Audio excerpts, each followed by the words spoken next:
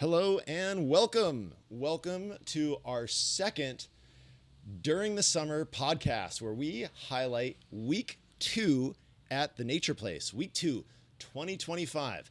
So let me first describe the scene, set the scene for all of our listeners out there in podcast land. We're sitting here on the games field underneath the woodworking tent, surrounded by woodworking equipment and sawdust.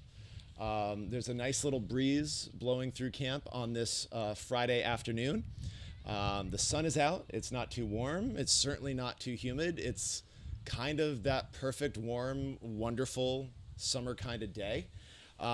We have a group doing cooperative games over to the side of us, so you might hear them running around giggling. They're all waving right now when I said that.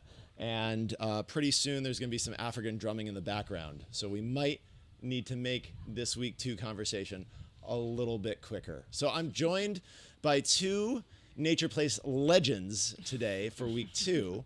And so friends, how was this week for all of you?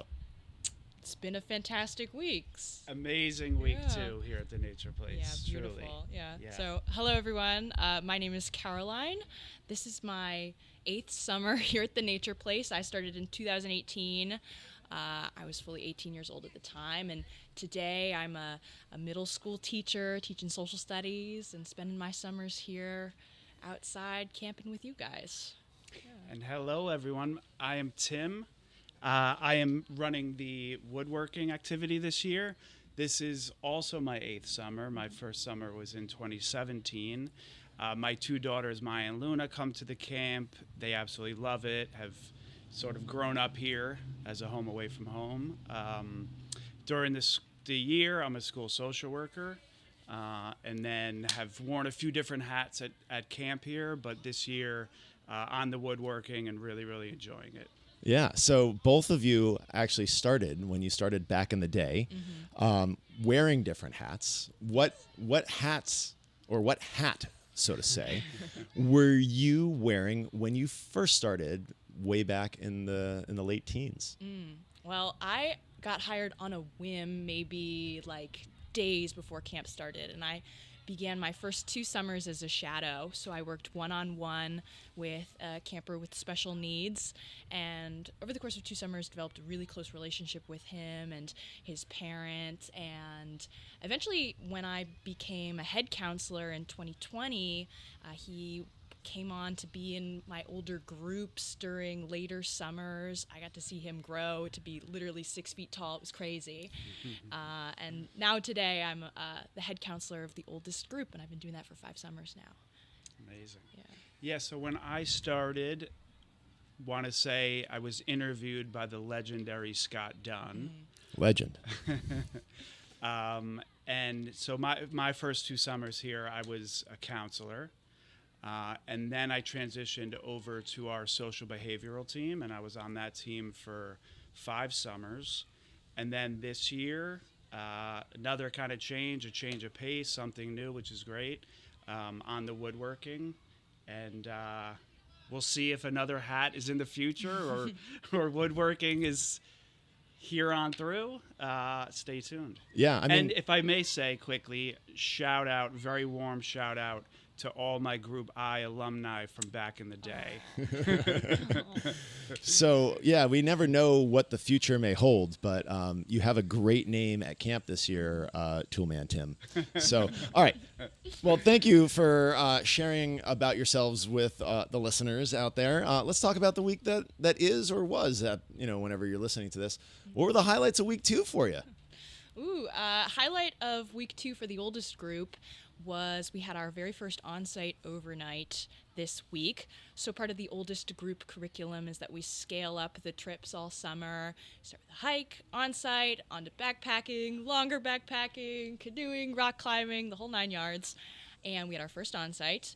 We had some interesting weather. It was very humid. It was looking like it was going to storm. But we had fantastic turnout with the kids. They were all eager to participate. And we had a beautiful campfire out on the field. And we sang a brand new song that Scott, I think, wrote himself. And all of the kids then shared at Share the next morning, really pushed themselves outside of their comfort zone. They slept in the tents, set them all up for the first time, first trip of the summer. That was our biggest highlight of the week, I would say. Yeah, that was a pretty cool overnight, considering how unsettled the weather was. Yeah. So, our biggest promise to our campers and our staff is that everybody goes home in the same condition, if not better, when they arrive at camp, right? Definitely better. And so we played it a little bit more conservative, I guess, and decided to camp inside, but we still camped. Yes, we set up the tents. We in slept the in room. tents Yes. inside, which I have a great picture of, and it's just Nature Place always finds a way to make it Nature Place, right? Yeah, that's, although it wasn't exactly what they expected, I think in those think on your feet moments is when the most memories are made. And the kids they had a good time. Yeah, and Caroline, your group gets the most amount of nights Yes. in tents Yes. During the summer. So I think they're still going to get plenty of outside sleeping in tents as far as, probably less inside sleeping in tents. Yeah, we're going backpacking next week. Oh, yes, we are. Follow up and see how it goes. So, Tim, what was your highlight for week 2? We started with the older groups. We started our bird feeder project, which was awesome. A lot of measuring, drawing of lines, using our combination squares, practicing all of the skills that we'll be using throughout the summer. So it was really great to get that bird feeder project going with the older kids. And then with the younger ones, just spending time with them. They are so incredibly cute, right? Just to get them in the woodworking tent and have them start to learn a little bit about the tools here. And then we all built little sanding blocks, which they were very excited about, just to see kind of the joy of kids creating, right? They were so excited about their sanding blocks, and then writing their names on it and a little doodle to design their own block. So the youngest ones had a great time doing that. Got cooking with the bird feeder project. So there's been a lot of enthusiasm in the tent. The kids have been really into it. So it's been great. Yeah. A lot of fun. It really feels like the groups are definitely gelling this week. Oh, yeah. Right. It pays to have that extra day. Of course, it's always nice to have a 3-day weekend with that July 4th being on the Friday of week 1, but it really feels like camp has really clicked in, and we're ready for the rest of the summer now. Absolutely. Yeah. So what are we all looking forward to for week 3? Other than trips, which is always what I'm most looking forward to. So jealous that you get to go backpacking next week. It's going to be great. We're talking about which shelters we're going to go to. We're looking at the maps with the kids. We're talking about what we're packing, what we're planning to pack, getting excited, talking to Aaron. But other than trips, which I could go on and on about, I am really looking forward to finishing our African dance with Yaya today, actually. The kids keep talking about it. And next week, Ricky put a little surprise on our schedule, something called electives. Maybe a sneak preview for something big in the future. Ooh, yes. Electives are coming, but we'll Excited. talk about that next week. Excited to figure out what that's about.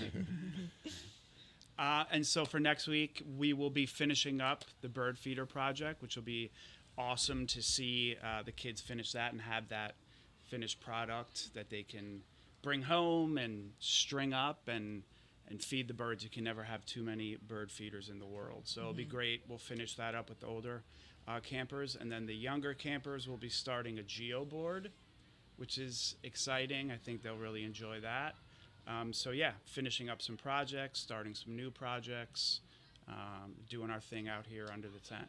All right, cool. And so a couple of speed questions. Did you all participate with me when we broke the ice with a little maple syrup? Yes. I didn't get over there. Oh, you missed out on a Tragedy. sweet time. I know I did. And for next week, Speed question. Do you think we'll have a spotting of the Queen of the Flying Bananas next week? Now, she is a rare sight to behold, and my fingers are crossed for the queen. I'm feeling good about a spotting. Yeah. Okay. Forever Something may tells she me. reign. Gotcha. Something tells me. Gotcha. In my gut. And do we think that we'll see Soapy Steve back on the share stage in the future? Soapy Steve, he travels from Saskatchewan every year, and I do think we'll have his. I would put money on that one. Mm-hmm. Same. All I know is Soapy Steve is so soapy. So Soapy. Anyway, What friends. a legend. That's Soapy Steve. Well, Caroline and Tim, thanks for joining us on our week 2 wrap up of Camp Podcast. It's a pleasure having such legends here on, and can't wait to see you on Monday for more camp and week 3. Absolutely. Sounds great. All right. Thanks for having us. Jason. Thanks, friends. All right, See you bye, soon. guys. Bye-bye.